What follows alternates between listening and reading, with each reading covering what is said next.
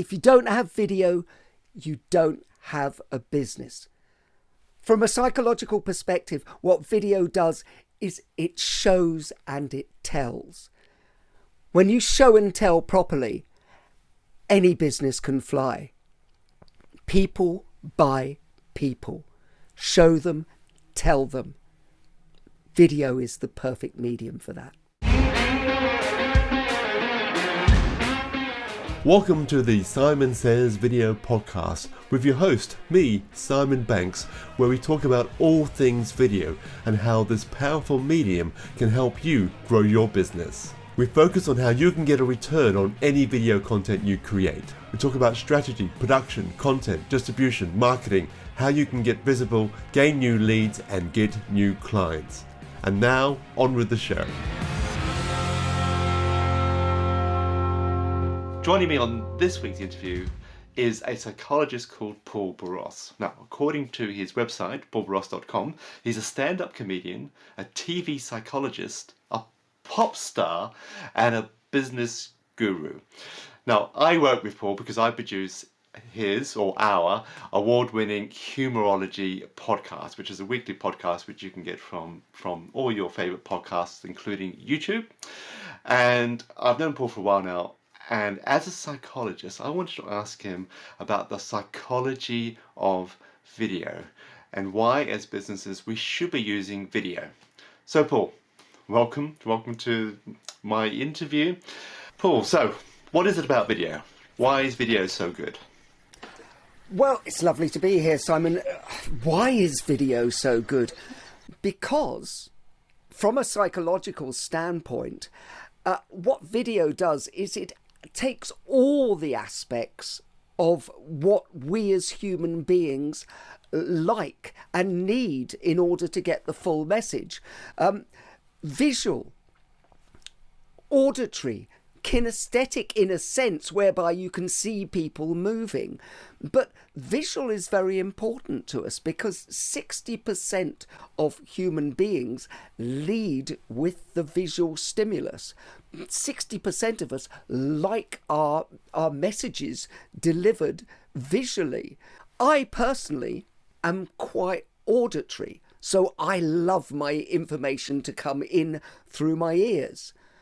But I still love watching video and listening at the same time, because what it lets me do is it lets me see how the person I'm hearing is reacting.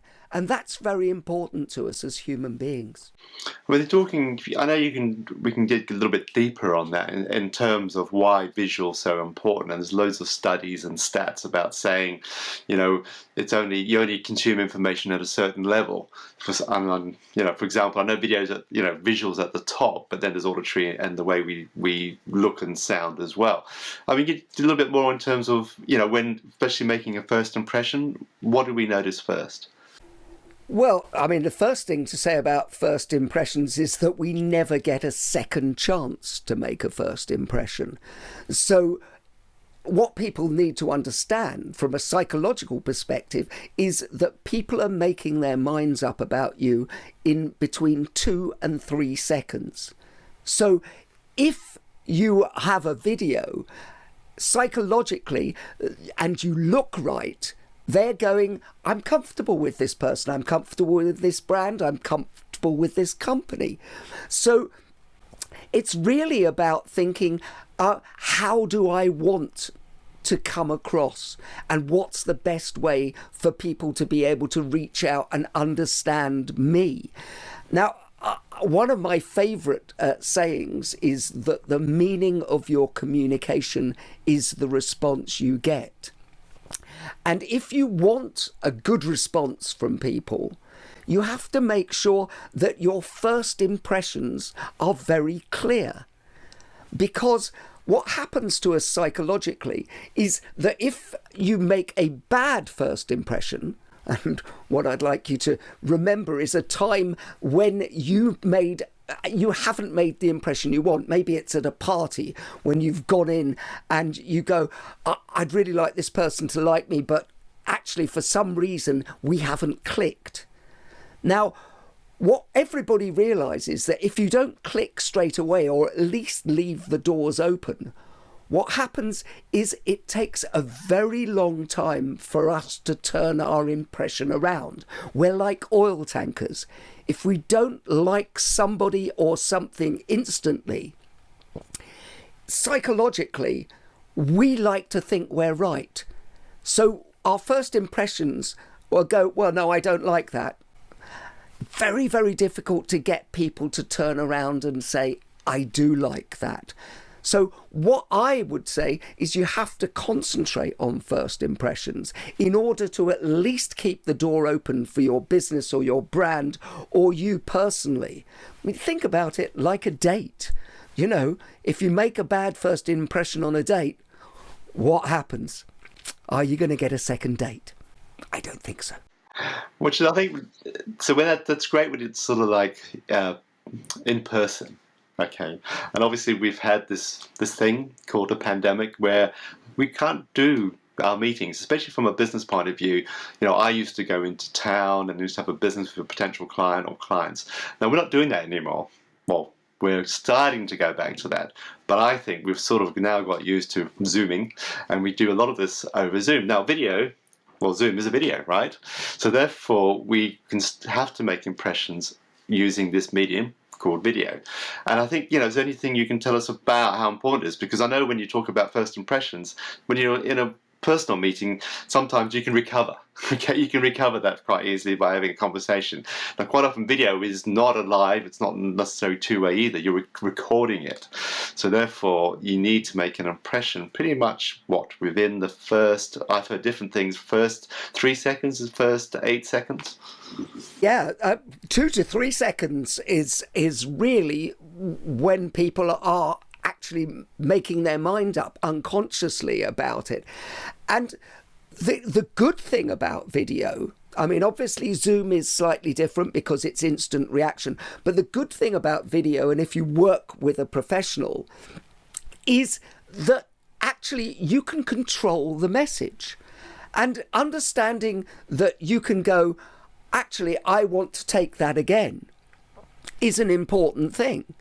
Because you're controlling everything. Now, the video, we know that it conveys emotion, it conveys empathy. Whereas if you send somebody an email, how much emotion is in there? How much empathy is in there? Now you could be one of these people who uses emojis, you know, to try and get some kind of emotion and empathy into it. I do, because I'm visual, so I use them quite a lot. Well, you see, but that is indicates that you are very visual, so it's important to you to be able to go, this is a joke, i.e. smiley face or winky face or whatever it is. You are conscious of doing that. But most people get an email, and if you look at the old Morabian, Professor Morabian's model of how people take on information, only 7% of the information is the words you use. 38% is down to how you say it, your passion, your tone, if you've got excitement in your voice. And 55% of it is your body language, i.e. how do you look when you're saying it. Now, some people you go and you meet and you think, do you know the term, Simon, resting bitch face? It's a lovely American term. I love, yeah, very American. I have heard of it. But some people have what they think is a pleasant face. And so they go, oh, actually, people should realise that I am pleasant. Well, actually, what using video when you work with a professional does for you is that actually they can tell you, actually, smile a little bit more when you do this.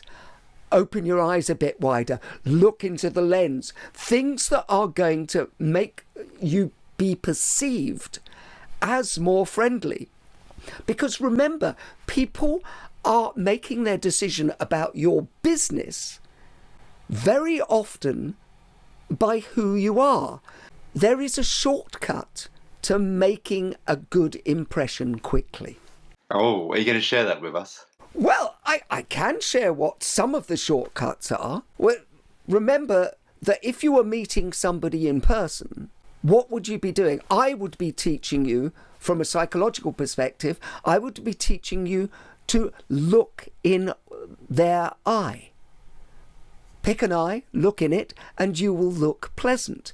Now, in terms of when we're on camera, I could do this, and I could actually just talk above the camera like that and make no eye contact at all because I'm reading my notes from somewhere else. Or I could actually show you the top of my head for a period of time. Oh, we've all seen that on the Zoom. We've all seen that on the Zoom, haven't we? With someone sort of, either slouching in there, and the framing's all wrong, and they're not looking at it. And that's one of the tips, isn't it? Really, which is sometimes a bit hard to get used to, is that you need to look down at the lens. There's a little black circle, depending on how you're doing this, and because that's the equivalent of eye contact. You're right. Normally, when we talk to people, we're not talking to people like this, are we? Because if you did talk to people like this, they would think you were a bit odd, wouldn't they? If you didn't make any eye contact. Exactly. And also, simple things like you from the camera craft is watching what happens on TV. Do you get many news readers who go, and now the 6 o'clock news? There has been a war in, you're not going to have anybody taken. But you're quite right, Simon. The amount of times that people don't realise that the simple things from a psychological perspective make a difference. So one of the things is to look down the barrel, as it's called, or the bottle, as it's called in television. Now, this can be quite difficult at first, because actually where I'm seeing you, Simon, is there. So there is a temptation to look down quite a lot. But actually, if I go a little bit further back, I can look at you and the lens without it seeming too bad. Now, it's also really important that when you're on camera, you have to realise that it's the same as if you're in person. You can't just rely on the words. If there's a saying in psychology, which is, if you want anyone to go into any state, you have to go into that state first. So what I would say is that one of the simplest tricks is that if you are enthusiastic, be enthusiastic, because that will convey your message. You don't talk. If you went to meet somebody and you talked about pitching something that you were doing, would you really sit there and go, I'm really excited about this project that we have for you, and we hope that you'll be interested because it's really very good for... No. What you would do is you would be passionate. You would be enthusiastic. People have to see the passion. They have to see the enthusiasm. And the great thing about working and doing it right, if you work on video, you can redo it. And I think this comes down to video it is a bit of a performance. And you're right. So you just got to treat it like you're going in front of a meeting, or you're, people, what is it about people hate public speaking? Okay. I actually find talking to a camera easier than actually going into a crowded auditorium. The main reason is I can record here in my own little studio with the camera, and if I get it wrong, I do another take. But I do know I need to up my performance a bit, because that will come across a lot better on camera. It's like anything, if you're doing, so you don't have to be too dramatic. People say you go into panto mode, you could be over the top. But my tip here is try it. try different versions. Try the one where you're a bit more. I'm just having a conversation across the kitchen table with my partner. One where you're a little bit more dynamic because you're out with a friend at a pub and you're a little bit excited about something. And then one where you're actually thinking about you're in front of a stage of 10,000 people and you're giving them your important message. You're communicating your important message. Just test them out, and then you'll be surprised when you play back the one which has the highest performance, or you think, oh, that's totally over the top. You play it back and you think, it doesn't look. Actually, it's not too bad. That comes across all right. You're quite right, Simon, because I work with a lot of CEOs and a lot of people on boards and things. And one of the biggest problems is people are a little bit afraid to perform, to actually give it some gusto, to give their voice some inflection and some drama. And actually, that's a very good thing to use. I was very interested when you said about trying different things, because, and this isn't a party political point, this is purely about the psychology of video. But we recently had our culture secretary, Nadine Dorries, who put out a video with loads of mistakes in it. And she said, for making sure you got a football pitches, you have tennis pitches, you can downstream your movies, you can exercise your sports, all in one video. And she came back and said, oh, you shouldn't be mocking me because I'm dyslexic. That's nothing to do with dyslexia. She recorded the video. She didn't play it back. She didn't have somebody to edit it, to actually tell her the truth. By the way, if she'd have watched it back and just done it, she would have corrected all those matters. It's not a matter of it's a matter of being professional. And whatever your business is, you want to come across professional. You want to come across as somebody that people like and trust. And the easiest way to do that, especially in this day and age when people are so quick to change channels, to flip from one thing to the other, is to have a video that actually does your message quickly, concisely, and delivers exactly what you want to be on camera. I think, and that's, this is what I preach as well to a certain degree, is people buy from people. Well, we know that from a sales perspective. And I think I work with large corporations who try to hide behind the big, what I call the brand. And I think particularly large corporations, and right down to small micro businesses, people are going to buy from people. And therefore, my belief is that you need to be on camera, especially if they come to your website to start with. People want to know who you are. And video is the best way to communicate your message in a short amount of time. But I come across loads of people who go, oh, I can't do video. I can't stand the way I look and sound, which is probably what the MP did. You know what? She didn't want to play herself back because she probably doesn't like the way she looks and sound. And she just thought, that'll do. Right? And I can see this a lot. People are like, I hate to play myself back. All right? Because I don't like the way I look and sound. Now, I know there's a bit of psychology behind that, isn't there? In a way, that why people don't like the way they look and sound when they see themselves on video. Well, absolutely. And the psychology behind it is that we have different impressions of ourselves. When we hear ourselves internally, we sound completely different. Do you remember that first time you ever heard your voice back and you went, I don't sound like that, do I? Because,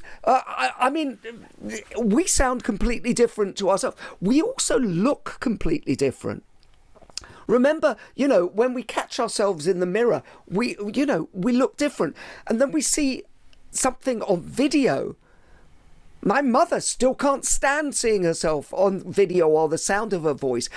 And by the way, this is true of many stars. Now, as you know, we've had many, many stars on the Humourology podcast, and I know many all over the world.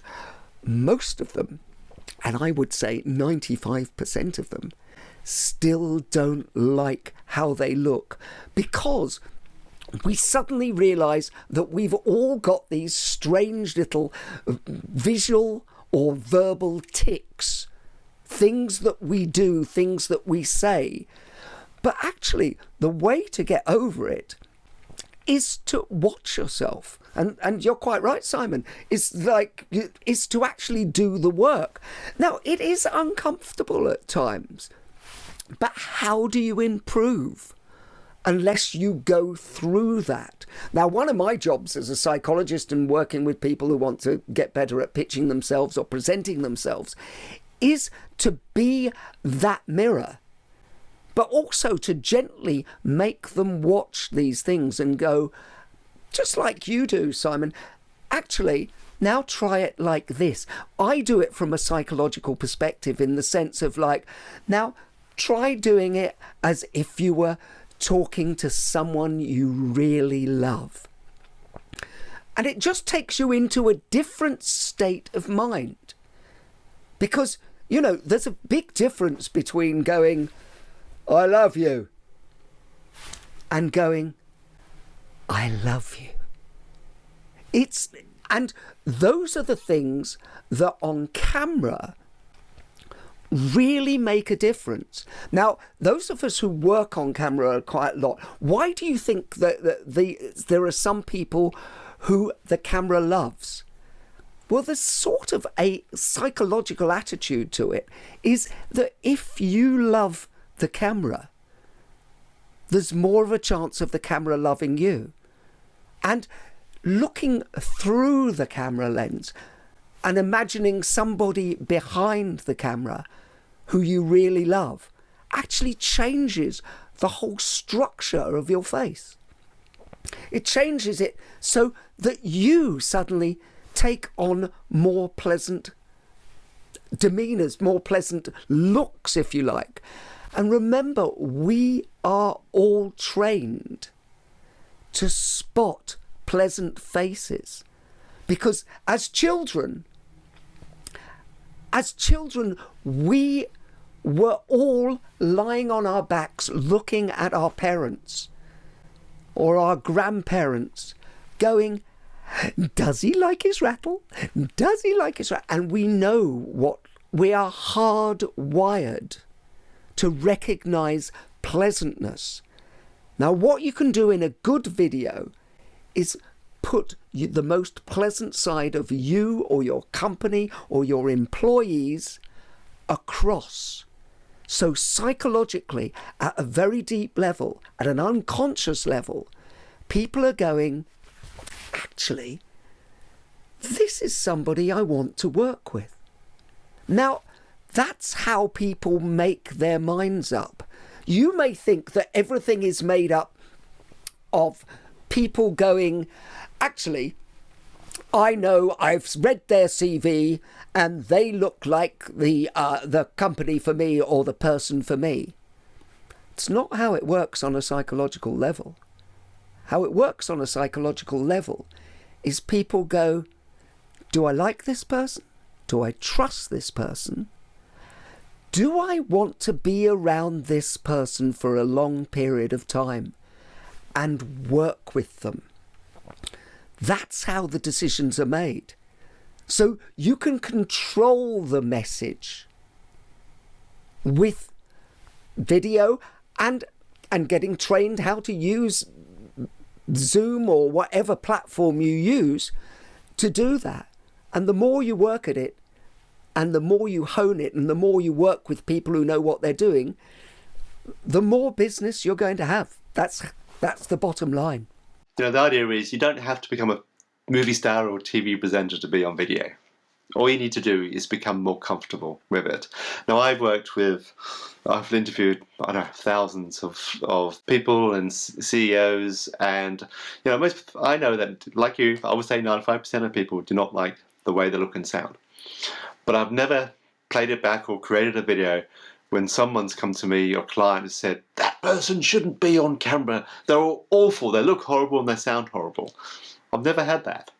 Never had that. That's because everybody, you know what? When people are watching yourself back, they're not actually really looking at you, going, "Oh, there's a dimple there, or there's a freckle there, or whatever. He hasn't combed his hair, or something." Very rarely do they ever do that. Most people are actually more concerned about listening to you, thinking about themselves really, rather than you. So this is what I think that people need to get over. You need to get over yourself. Now, often this doesn't go down well when you're trying to train CEOs, but it's not about being perfection. Perfectionism is the enemy here.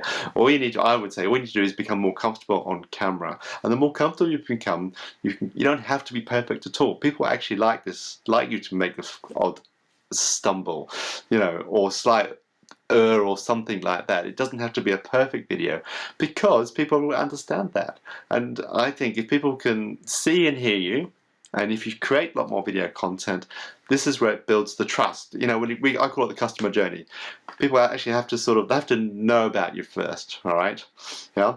And that's when they maybe come to your website. And then they consume some of your content. They might watch some videos. They might download a report. And then ideally, they come to like you, all right? And I think the more video content you can produce, they then become to trust you. That's because video being the visual medium, all right, and this is why I want to talk about how people should be using video for sales particularly, all right. I think it's an underused medium, particularly for sales. Video is seen as a marketing tool. Okay, so people might produce a brand video, they might do some videos when they might put on the LinkedIn or Facebook or TikTok, whatever your favorite platform is. So when it comes to video, I think that people are missing a trick here. They should be using video for sales. And as you are known as the pitch doctor, how do you think businesses can be using video to increase their sales? Well, I think it's very important that we understand that people buy from people is the clear thing. And selling is all about what impression you're doing. We buy from people we like and we trust. It's much easier to get trust over video than it is over any other medium apart from face-to-face. Because we can control that message. We can give the right impression. And that's what it's all about, is understanding. Think about it like this.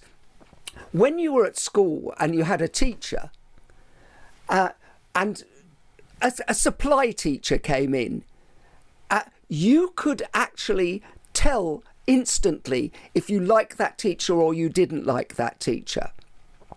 And what that's about, if you didn't like the teacher or you didn't respect the teacher, what would happen? The whole class would play up, and they would not trust the thing. Well, in sales, it's completely like that as well. We have to first like and trust before we will buy anything from anyone. The greatest salespeople in the world are the greatest relationship experts. And what video gives you psychologically is that ability to come over as somebody they like, as somebody they trust. Because it's so easy to get it wrong. We've all got it wrong in person, lots of times, because that's how we've learnt. Here's an example. In the old days, when you always shook hands with everyone, how many people have had that thing where somebody has shaken your hand and it's like they've put a wet fish in your hand? It's a bit limp, yeah. That's what the impression is like. If you have no video or a bad video, it's the equivalent of the limp handshake, where people just go, not sure if this is for me. But guess what? If you get the video right, what happens is that actual people go, oh, actually, this is interesting. This could be something that could be very useful to me. I mean, when you are controlling the message, which is what when you do video, you have an opportunity to do, then you can redo it again and again and again. And frankly, if you get the chance to work with a professional a great professional, somebody like Simon, is what they do is they teach you so much more than just getting that message right. They can also make you look your best, sound your best, and improve you on every level.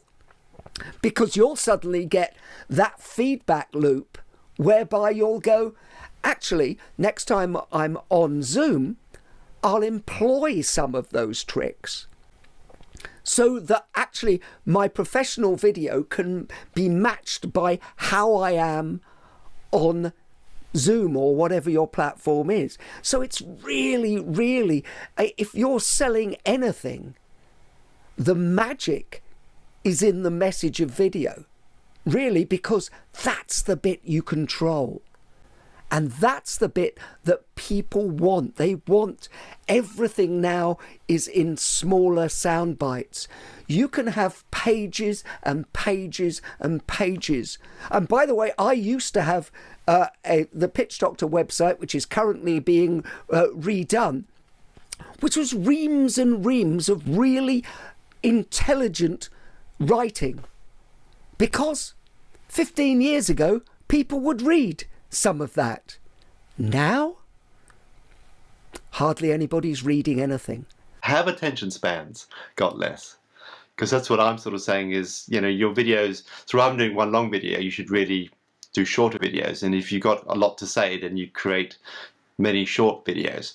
But I just want to say, just from a psychological point of view, and just looking where we are and what's happening at the moment in terms of the digital landscape, do you think attention spans are getting shorter? Absolutely. Attention spans now are so short. Or, I mean, anybody watching this with children will know that their children, how long do they look at a video now? We have all become the same.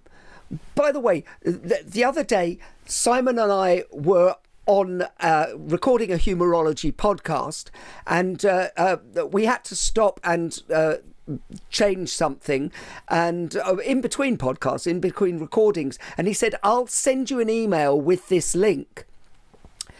And I waited 35 seconds for the link, and I was going, oh, come on, where is it? It just, because our whole attention spans, and I laughed about it, and I went, it's ridiculous, isn't it? But now we want instant gratification. That's the byword for everyone. And if you are not providing instant gratification in terms of like video, can I click on it and can I see what you do encapsulated in short sound bites? People aren't going to stay there. But I think it's very important actually when it comes to video now is when you start, how you start a video as well, is really, you need to get straight to the point. You sort of, before, you used to might have a logo or a title sequence, and then people might go, hi, I'm Simon, they have a big introduction before, and suddenly you're into almost a minute or more until you get to your message. Now, my tip would be, because we're bombarded with messages all the time, which is why I think our attention spans have actually got shorter, because we've got so many options and so many choices to make, and we have become a bit of an instant gratification society. Therefore, when someone wants to watch a video, I think you just need to get straight to the point, rather than have a long-winded sort of sequence of introduction, who I am, and all that sort of stuff. I completely agree, and from a psychological point of view, all you have to look at is the way television has evolved. Do you remember that television? I used to co-write music for television, and we used to have at least 30 seconds of the intros and the intro music, which were over the graphics all the time. Now you'll have a quick thing about the 10 seconds, if that, and then you'll get into, here's the highlights of the program straight away. And so what that's doing psychologically is conditioning us to actually expect something quickly, because everybody is terrified in television of people flicking channels. I've noticed it too when watching on Netflix or BBC. Suddenly, you don't have basically the titles at the beginning with the title of the show and the cast members and the director and the writer. now, which is why I would suggest from a business video perspective, you sort of copy what's happening on television, which is why they go, if you notice, they go straight into some action or straight into it. Then there might be a very short, basically title of the show, and then straight back into it. So this sort of no longer, like you see, having these titles at the beginning. You've got to wait till the end to see who's actually in the show and who actually maybe directed it or who wrote the music, depending if you're interested. But it is, I've noticed that too. And I think from a business perspective, you're making videos for your business, you should have a look at what's been now happening on all the channels. Is basically you got to go straight into content, then maybe have a title, and then straight back into it. Well, it's really interesting. And you mentioned Netflix. Whenever you watch Netflix, they've reduced the time before it goes on to the next episode. Have you seen that? What is it? 6 seconds now. You barely have time, if you don't want to watch the next episode, to find the remote and try and change it before you're into the next episode. Why? Because they're terrified that people will go on to something else. And there used to be a phrase in the music business, which I loved. I used to be in the music business many years ago.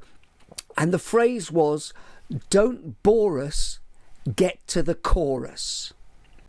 And even if you think back about what a revolution the Beatles created, the Beatles producer used to tell them, put a little bit of the chorus right at the start of the song.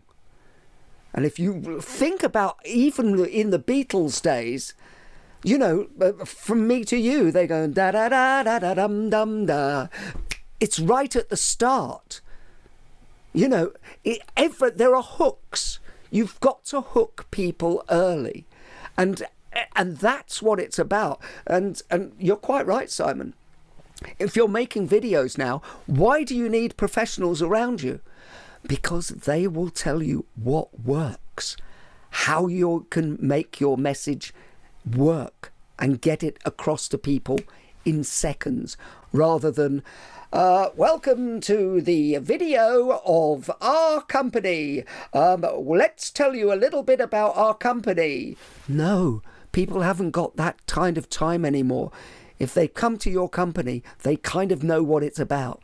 Now they want some action. And I think sometimes that comes down to not only how you create the video, but how you get your message across succinctly now. And that's one of the challenges that both you and I have in terms of working with our clients. It's like, how do you communicate succinctly without sort of basically boring a person at all, or not even communicating with your audience at all, because you're also making it about you rather than about them. It's about clarity. Clarity is, you know, what's your message? You know, you have to have think about it in terms of the news. What do they tell you? Here's the headlines. First of all, what we've got coming up. It's clear. And everything, they've all realised that people don't have the attention span. Is this going to be worth my while sticking with?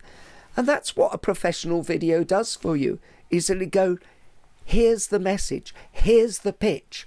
It's encapsulated, but it's also encapsulated in a way where you and your company looks at its best. And that's what you need. Now, you can carry on going, I can do this all on my own. But by the way, why do you think the companies that have the most success employ the most successful people around them in each sphere, whether that's video or the psychology of presenting? They do that because they know it adds to the bottom line. And if you want to do something, do it properly. I think my tip is I think any business needs to create a lot more content these days, and they need to be looking at video a lot more closely. And it is an investment. So whether you try to do it in-house or you want professional, that's fine. All I would suggest you do get some training and get some advice on it, because you know what is a business without video? Well, Video is the best answer, and it's the one that satisfies all your senses from a psychological perspective. So Paul, how important is video for a business? I would say that if you don't have video, you don't have a business. From a psychological perspective, what video does is it shows and it tells. When you show and tell properly, any business can fly. People buy people. Show them, tell them. Video is the perfect medium for that. Thanks, Paul, for joining me. Thanks for those tips. Obviously being a video creator myself, I totally agree with those. And, if you want to know more, please reach out to Paul or myself, because, we want to help you grow your business. Thanks for joining me today, Paul. It's a great pleasure, Simon. Thank you for having me. So thanks for watching the Simon Says Video podcast. You may be aware that this is also an audio podcast available on all your favourite podcasts out. And the audio versions are slightly different to the YouTube version, so please check them out. So thanks for watching, and I shall see you in the next video.